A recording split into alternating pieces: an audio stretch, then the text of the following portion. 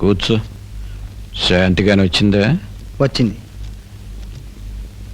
నిన్నేదో అడగాలి అంతే. ఏమన్నా అడిగిందా? అడిగింది. ఏం అడిగింది? పెళ్లి చేసుకోమని. నువ్వేమన్నా?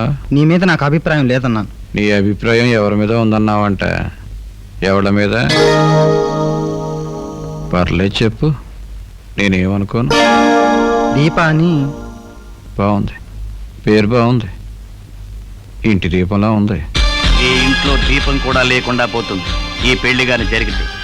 ఈ పెళ్లి మా ద్వారా ఆగకూడదు, నీ ద్వారా ఆగాలి. ఏం చేస్తుంది? నర్సుగా పనిచేస్తుంది. మరీ సుఖం. హాస్పిటల్కి వెళ్ళే పని లేదు. రూపాయి ఖర్చు లేకుండా నీ కూతుర్ని లేపేయడం మా మావయ్యకేమీ కష్టమేం కాదు. కానీ నీ కూతుర్ని లేపేస్తే మావాడు మా మావయ్యకి దూరం అయిపోతాడు. సరే, నీకంత ఇష్టమైన తర్వాత నేను మాత్రం కాదంటానా? ఆడ పెద్దోళ్ళని రమ్మని మాట్లాడదాం. అలాగే నాన్న. పెద్దోళ్ళు మాట్లాడడానికి ఒకసారి, తాంబూలాలకు ఒకసారి ఎందుకులే? తాంబూలాలకి సిద్ధమైపోయి రమ్మను. తాంబూలాలు పుచ్చుకునేటప్పుడు అక్కడ ఏం జరిగినా నువ్వు నోరు మెదపకూడదు. అప్పుడే నీకు మా మావయ్యకు శ్రమ లేకుండా ఈ పెళ్లి ఆగిపోతుంది.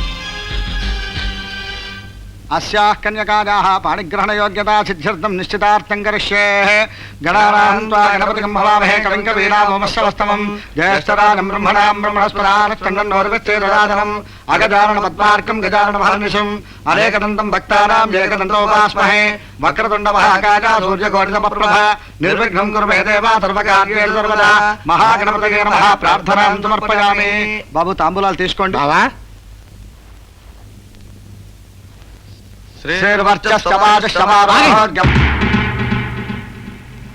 తాంబూలాలు ఇచ్చే ముందు ఆమె నుదుటన బొట్టుంది, మెడలో తాళుంది, కాళ్లకు మెట్టెలున్నాయి. నీ భర్త కూడా ఉంటే భార్యాభర్తలిద్దరూ కలిసి తాంబూలాలు ఇస్తే బాగుండేది అని చెప్పడం మానేసి ఆవిడ్ని ఒక్కదాన్నే నిలబెట్టి తాంబూలాలు ఇచ్చేస్తున్నారు. ఇదేం ధర్మం అండి బాబు? తమరెవరు బాబు? అదేంటండి బాబు, సాక్షాత్తు ఆమె భర్తని. భర్త? అది చెప్పడానికి అంత టెన్షన్ పడిపోతావేంటయ్యా? సరైన టైంకి వచ్చావు. ఇద్దరు కలిసి తాంబూలాలు పుచ్చుకుంది. కానీ ఏం బావా? మా బావ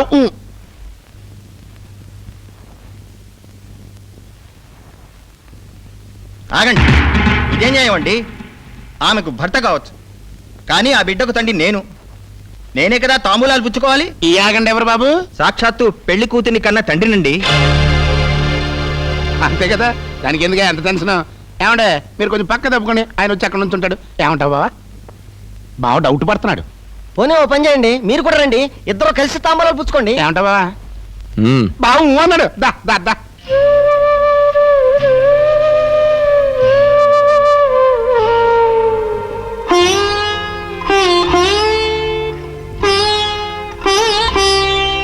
ఆగండి, ఈ మూడో కృష్ణుడు ఎవడండి బాబు?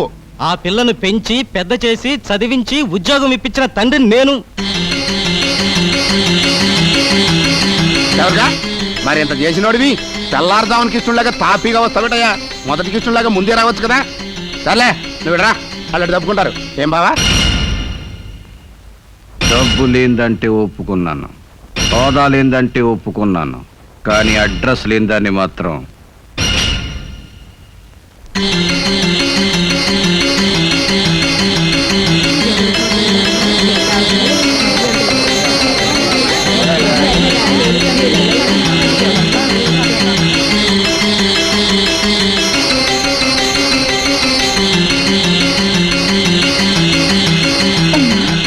ఏంటమ్మా ఇది? ఈ ముగ్గురులో ఎవరమ్మా నా తండ్రి? పలానా వాడు తండ్రిని చెప్పకపోవడం వల్లేగా ఈ సంబంధం ఆగిపోయింది. పర్వాలేదా, ఇప్పటిదాకా నీ కూతురుగా బతికాను, ఇప్పుడు ఎవరి కూతురుగా బ్రతకమంటావమ్మా? చెప్పమ్మా, చెప్పు చెప్పమ్మా.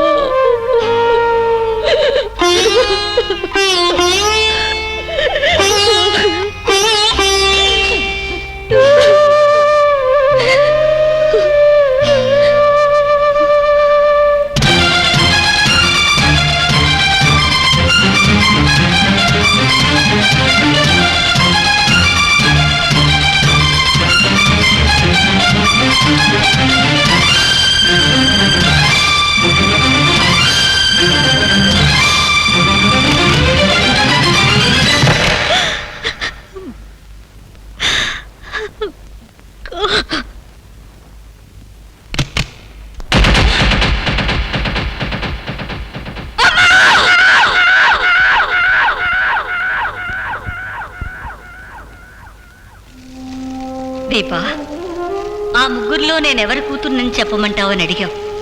ఆ ముగ్గురులో ఎవరి కూతురువి కావమ్మా, నా కూతురువే అని గర్వంగా చెప్పుకోవడం కోసమే నేను ఈ లోకాన్ని వదిలి వెళ్ళిపోయాను.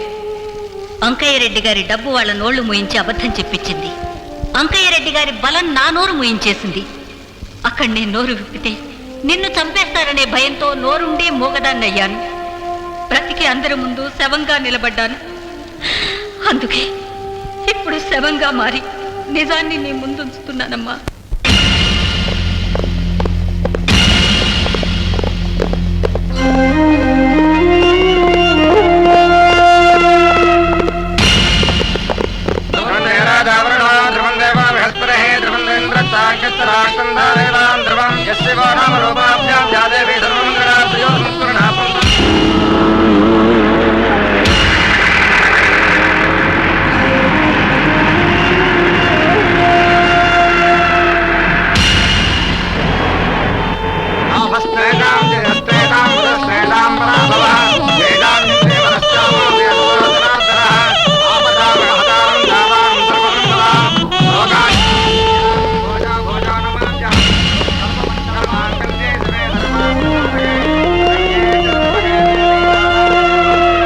లక్ష్మీనారాయణాభ్యాం నమః.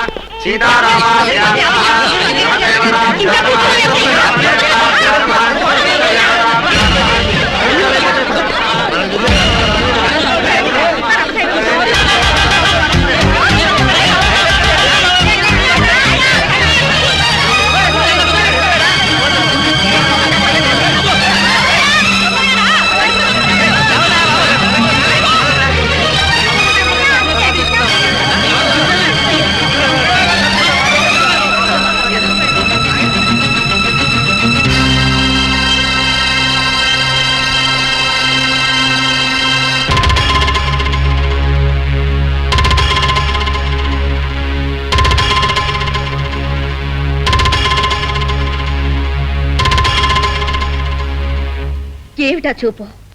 తాళి కట్టించుకున్న నన్ను చంపుతారా? కట్టిన ఈయన్ని చంపుతారా? ఎవరినైనా చంపించగల శక్తి ఉన్న మీకు మీ కొడుకుని చంపించే దమ్ముందా? నాకు అడ్రస్ కదూ లేదన్నారు. మిస్టర్ అంకయ్య రెడ్డి, ఇప్పుడు నా అడ్రస్ కేర్ ఆఫ్ నీ కొడుకు. నీ కొడుకు అడ్రస్ కేర్ ఆఫ్ నువ్వు. నీకంటూ ఒక అడ్రస్ ఉంటే నీ కొడుకుంటుంది, నీ కొడుకు ఒక అడ్రస్ ఉంటే నాకు ఉంటుంది. ఇప్పుడు తెలిసిందిగా నా అడ్రస్ ఏమిటో. కానీ మేమిద్దరం బ్రతికున్నంత కాలం మీ అడ్రస్ వెతుక్కుంటూ రాం. ఏ రోజన్నా అవసరం అనుకుంటే మీరే మా అడ్రస్ వెతుక్కుంటూ రావాలి.